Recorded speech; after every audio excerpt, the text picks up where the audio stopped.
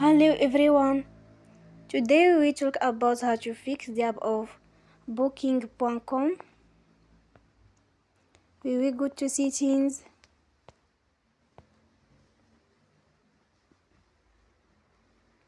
Then we click on apps. After that you will search the app Booking.com and you will click.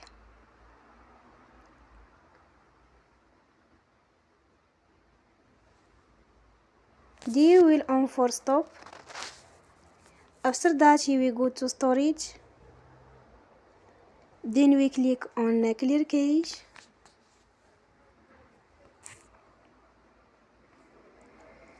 In the end, turn off your phone and you will recharge your phone again. Don't forget to support us by like and subscribe.